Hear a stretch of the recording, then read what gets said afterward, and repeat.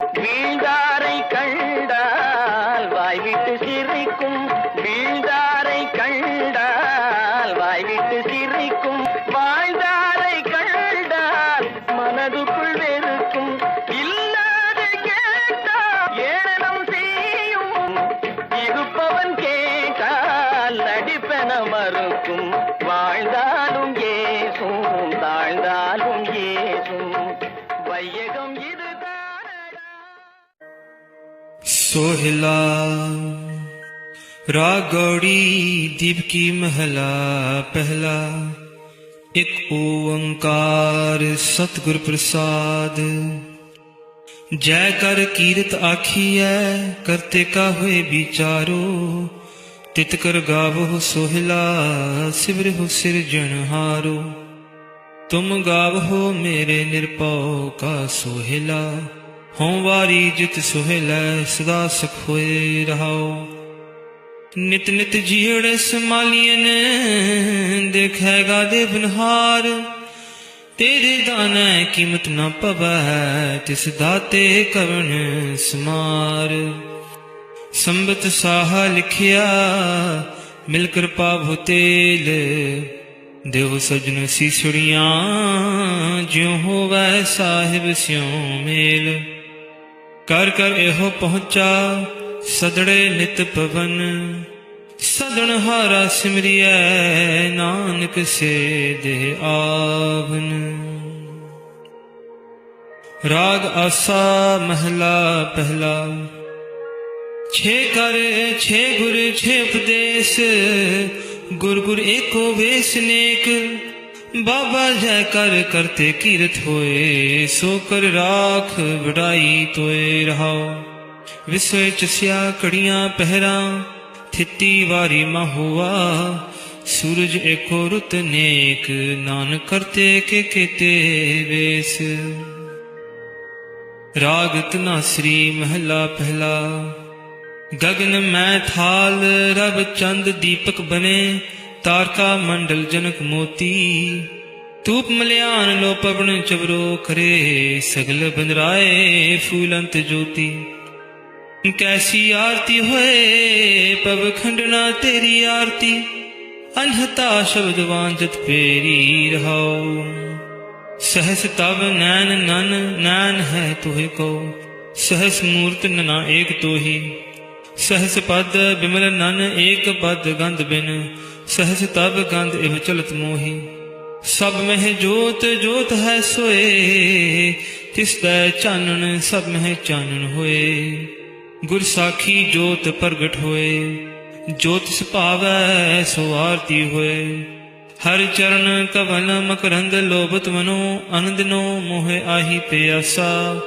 कृपा जल देह नानक सारंग को, होए जाते तेरे नाए वसा। राग गौड़ी पूर्वी महला चौथा। काम क्रोध नगर बहु पर्या, मिल साधु खंडल खंडा है। पूर्व लिखित लिखे गुर पाया, मन हर लिव मंडल मंडा है। कर साधु अंजलि पुन वड्डा है, कर डंडौत पुन वड्डा है रहाओ। साकत हर रस साधन जानिया, तिन अंतर हो मैं कंडा है। ज्यों ज्यों चलहे चुभै दुख पावै, जम काल सहस्र डंडा है। हर जन हर हर नाम समाणे, दुख जन्म मरण पव खंडा है। अब नासी पुरख पाया परमेश्वर, भसोब खंड ब्रह्मंडा है। हम गरीब मस्कीन प्रभ तेरे, हर राख राख बड़ बड़ा है। जन नानक नाम आधार टिक हैं, हर नामे ही सुख मुंडा है।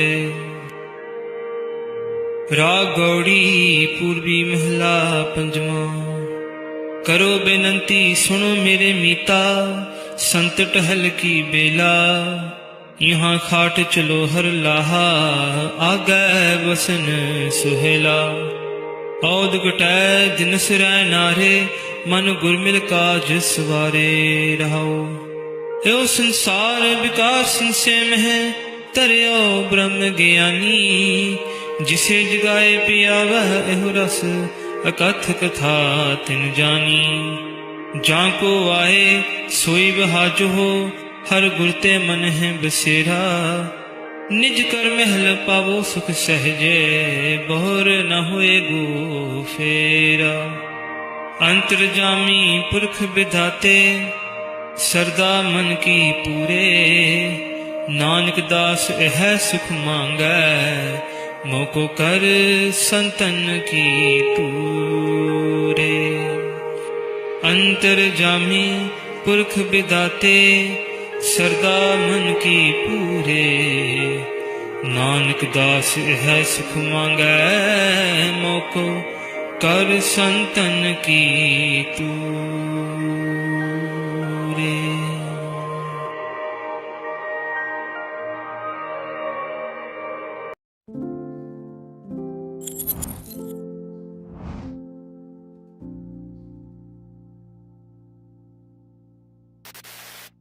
One day, a woman lost her young son.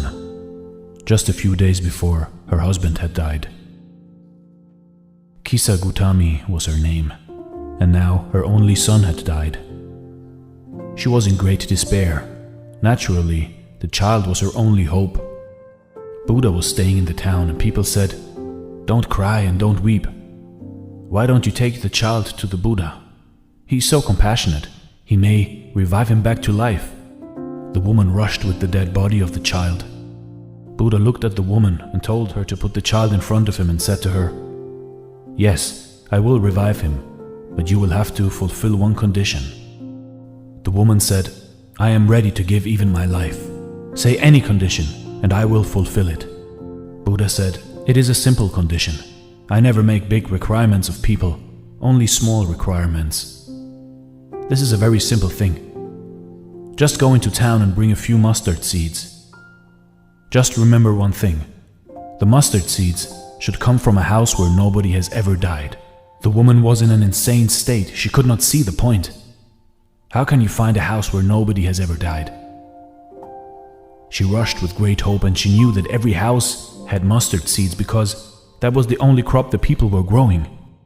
The whole village was growing it, so there was no problem. She knocked on many doors, and the people said, "A few mustard seeds? We can bring cartloads of mustard seeds, but we cannot fulfill the condition. Many people have died in our house, so our mustard seeds won't do." When night dawned, the woman came to her senses. She had knocked on every door in the village, and slowly she saw that death is inevitable. It happens to everybody, that nobody can escape from it. When she came back to Buddha, she was a totally different woman. Her child was lying there, and Buddha was waiting. He said, "Where are the mustard seeds?" The woman laughed, fell down at his feet and said, "Initiate me into your path, because I have understood your message, that everybody has to die. Today my son has died. A few days before my husband died. And a few days afterwards I am going to die. Before I die, I want to see the deathless. Now I am not interested in my child being raised from the dead. I am interested myself in seeing the eternal life." Buddha said, "That was the purpose of sending you, so that you can be awakened." And he initiated Kisa Gautami. You see, in life, or let's say, there is no life without death, and there can't be death without life. We all have our own clocks ticking. And it may seem unfair why some people die before others, but it is just the circle of life. If there is no light, there can be no darkness. If there is no bad, there can't be any good. And if there is no death, there can't be life. Understanding this may seem beyond us, for we are attached emotionally to all the people that we love, and rightly so. Life is a beautiful journey, so enjoy every second and minute together with the people that you love. This is Dare to Do Motivation Stories. Thanks for watching, and stay blessed.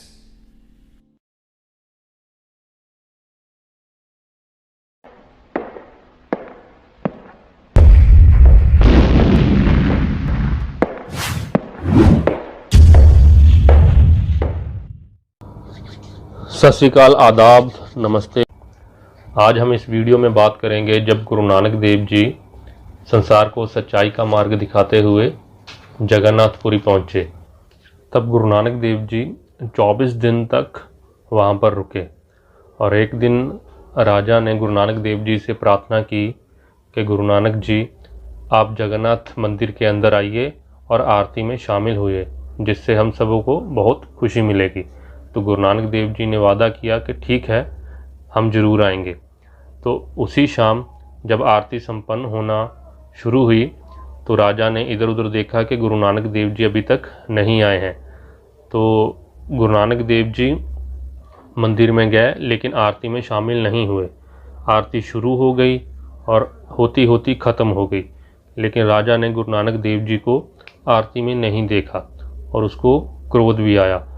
तब जब वो क्रोध से मंदिर से बाहर निकला तो उसने देखा कि गुरु नानक देव जी मंदिर के बाहर ही खुले आसमान के नीचे बैठे हुए हैं।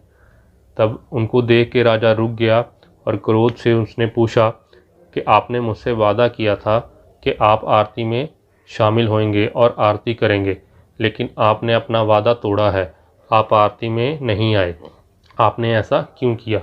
तब गुरु नानक देव जी ने उसे उत्तर दिया कि मैं तो आरती में ही था, आपने मुझे नहीं देखा।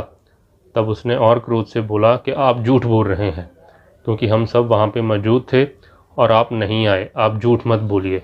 तब गुरु नानक देव जी ने बोला आपने मुझे नहीं देखा होगा, क्योंकि मैं उस परमात्मा की आरती में शामिल था जिसको पूरे ब्रह्मांड में हम देखते हैं, ना कि उस परमात्मा की आरती में जिसको तुम एक छोटा सा समझ के मंदिर में आरती उतारते हो। तो राजा ने पूछा आप किस आरती की बात कर रहे हैं, हमें भी बताइए। तब गुरु नानक देव जी ने वहाँ पे आरती का उच्चारण किया और उनको समझाया कि ये जो नीला आसमान है ये उस परमात्मा का एक थाल है जिसमें चंद्रमा, सितारे और सूरज ये सब दीपक हैं, और ये जो हवा है ये परमात्मा को चवर दे रही है, और ये जो चंदन के दरख्त हैं, फूल हैं, ये उसके थाल में रखे हुए धूप हैं जो हमेशा ही उसको सुगंधी देते हैं। तब गुरु नानक देव जी ने उनको समझाया कि इतने बड़े परमात्मा की आरती हम एक छोटे से थाल में नहीं कर सकते, क्योंकि बड़े चीज़ों की बड़ी बात होती है। तो आप सब लोग उसको इतने छोटे से थाल में आरती करके छोटा मत बनाइए। वो निराकार है, उसको एक मूर्ति में स्थापित नहीं किया जा सकता। वो हर एक कण कण में है, हर एक वस्तु में है, हर एक फूल में है। तो उसकी आरती कहीं भी खुले आसमान के नीचे बैठ के हम कर सकते हैं। आप सिर्फ उसके भजन गायन कीजिए, बाकी काम तो कुदरत खुद ब खुद उसके लिए करी ही जा रही है। आप उसके लिए बाकी कुछ मत कीजिए। तो सब पंडितों ने और राजा ने गुरु जी का ये उपदेश सुना और गुरु जी के आगे हाथ जोड़ के उनको नमस्कार की। तो यहाँ पे गुरु नानक देव जी ने हमें संदेश दिया है कि हमें भगवान की आरती करने के लिए किसी स्पेशल जगह पर स्पेशल तरीका करने की ज़रूरत नहीं है। हमें सिर्फ उसका भजन करना है, बाकी काम कुदरत खुद ब खुद हमेशा 24 घंटे उस परमात्मा के लिए करती ही है। आई होप आप सबको ये वीडियो अच्छा लगा होगा। अगर अच्छा लगा तो लाइक कीजिए, शेयर कीजिए और कमेंट कीजिए। Thank you so much.